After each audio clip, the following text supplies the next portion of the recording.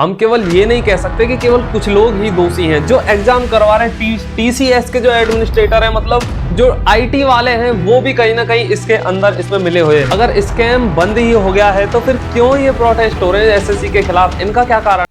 नमस्कार साथियों, SSC CGL 2024 का जो रिजल्ट है वो रिवाइज हो गया। उसमें जितनी भी परेशानियां थी उन सभी का समाधान हो गया और एक स्पेशल थैंक्स बनता है हमारे अभिनय सर को। अभिनय सर ने अगर बात करें तो ओवरऑल जितने भी टीचर्स हैं उन सभी से ज्यादा योगदान दिया और इस मुहिम को चलाया और कहीं ना कहीं इस चीज को खत्म किया और रिजल्ट को रिवाइज करवाया। लेकिन अब सवाल आता है, क्या स्कैम खत्म हो चुका है? तो मैं कहूंगा नहीं। असली जो स्कैम है वो हम आपको इस वीडियो के अंदर दिखाएंगे और आप समझ पाएंगे कि स्कैम कहीं ना कहीं अभी और भी है। लेकिन हम जो आपको स्कैम दिखाने वाले हैं वो इस सीजीएल भर्ती का स्कैम नहीं है। असली स्कैम क्या है, तो चलिए बात करते हैं सबसे पहले स्कैम नंबर 1 पे। अब अक्सर न्यूज़पेपर में देखते हो कि अलग अलग एग्जाम्स में डमी कैंडिडेट्स बैठाए जाते हैं। ये एक पुरानी न्यूज है, लेकिन मैं आपको बता देता हूँ कि यहाँ पे 24 डमी कैंडिडेट्स बैठे हैं, 35 को अरेस्ट किया गया। ठीक है, और ये कहाँ की बात है? एसएससी एमटीएस एग्जाम में है ना। अगली अगर हम बात करें तो डमी कैंडिडेट्स बैठे कहाँ पे? बिहार में। अब अगर हम बात करें तो ये तो मैंने केवल आपको इसलिए समझाने के लिए यहाँ पे लगा दिया है, क्योंकि मेन जो चीज है ना वो यही है कि जो जितने भी गवर्नमेंट एग्जाम हो रहे हैं, चाहे वो एसएससी का हो, रेलवे का हो, उनके अंदर डमी कैंडिडेट्स है ना वो बहुत ज्यादा बैठ रहे हैं और वो जो स्कैम है ना वो खत्म होना चाहिए। अगर डमी कैंडिडेट्स बैठना बंद हो जाएंगे तो बहुत चीजों पर इसका प्रभाव पड़ेगा, जो हम आगे बात करेंगे। अब हम बात करते हैं स्कैम नंबर 2। क्या केवल जो स्टूडेंट्स है जो डमी कैंडिडेट्स बैठा रहा है वो, या उसके पेरेंट्स, या उसके यार दोस्त, या वो पार्टी जो डमी कैंडिडेट खुद ही है और वो कहीं से उसको लेके आ रही है, या सब ऑर्गेनाइजेशन ये जो काम करे, क्या ये इसका पूरा हाथ है? तो मैं कहूंगा नहीं, इसका पूरा हाथ नहीं है। अगर आप इस खबर को थोड़ा सा देखोगे तो यहाँ पे है ना, जैसे मान लो टीसीएस एसएससी का एग्जाम करवाता है, ठीक है, इसके पास अभी वेंडर है तो एसएससी का एग्जाम करवा रहा है। अभी थोड़ा इसमें चेंज हो गया है, लेकिन पहले टीसीएस ही पूरा सब कुछ करता था, पेपर बनाने से लेके पेपर लगवाने तक। तो देखो ये जो लोग है ना, ये टीसीएस के लोग हैं। अब इनके पास क्या है? सॉफ्टवेयर है पूरा। दूसरी बात, पेपर है इनके पास पूरा, सेंटर्स जो है उस पर इनके आईटी काम करती है। तो ये जो लोग है ना वो कहीं ना कहीं बहुत ज्यादा इन्वॉल्व हैं इन ये जो डमी कैंडिडेट्स जो बैठते हैं इनको बैठाने में। क्योंकि देखो कभी कभी क्या होता है ना कि अंदर का जो ऑर्गेनाइजेशन है ना वो फ्रॉड करता है, वो फेक आइडेंटिटीज को यहाँ पे बैठाता है और उसकी वजह से जो डमी कैंडिडेट्स है वो बैठने में सक्षम हो जाते हैं। तो रोकना किसको है?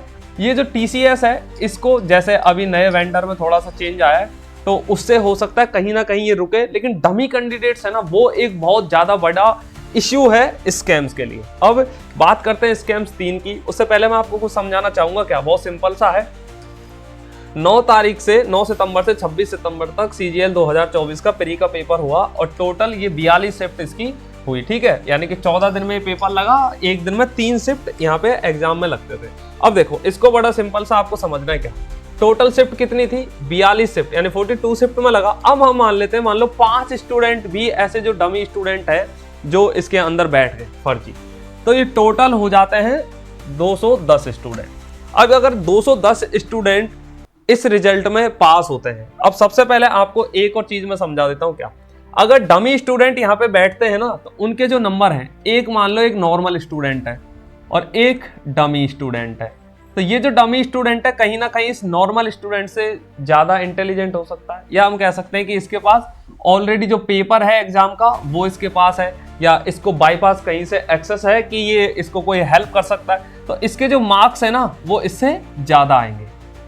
किससे? जो नॉर्मल स्टूडेंट है इससे इसके मार्क्स जो है वो ज्यादा आएंगे। और अगर ये मार्क्स ज्यादा आते हैं तो कहीं ना कहीं ये जो कट ऑफ है ना ये इसको बढ़ा देगा, क्योंकि नॉर्मल स्टूडेंट तैयारी, जो नॉर्मल स्टूडेंट है वो कभी भी ऐसी तैयारी नहीं करता कि उसके 100 नंबर आ जाएं या 100 से ज्यादा नंबर आ जाएं। ठीक है, अब ये मैं एक आपको डेटा बता रहा हूँ, मैं 200 नंबर का पेपर नहीं ले रहा हूँ, मान लो 100 नंबर का पेपर ले रहे हैं। कभी भी हमें किसी भी एग्जाम को क्रैक करने के लिए पूरे नंबर नहीं चाहिए होते हैं, लेकिन ये जो डमी कैंडिडेट्स हैं इनके पास इतना एक्स्ट्रा एक्सेस है कि मान लो 100 नंबर का एक पेपर होता है तो इनके पास तो टोटल एक्सेस है, तो ये पूरे की पूरे इसके इक्विवेलेंट भी नंबर लेके आ सकता है ये डमी कैंडिडेट, जिसकी वजह से जो कट ऑफ है वो बहुत ज्यादा हाई हो जाती है। अगर ये डमी कैंडिडेट्स यहाँ पे बैठना बंद हो जाए तो कहीं ना कहीं कट ऑफ भी है वो नीचे आ जाएगी। दूसरी बात, ये जो मेरा भाई है जो सपना देख के बैठा है, इसके भाई, इसके माता पिता कि हम जब नौकरी लगेंगे एक घर बनाएंगे, इसका जो रिजल्ट आता है तो ये यहाँ पे क्या हो जाता है भैया, ये यहाँ पे फेल हो जाता है। और इसके फेल होने का केवल एक सिंपल सा कारण क्या है, वो डमी कैंडिडेट्स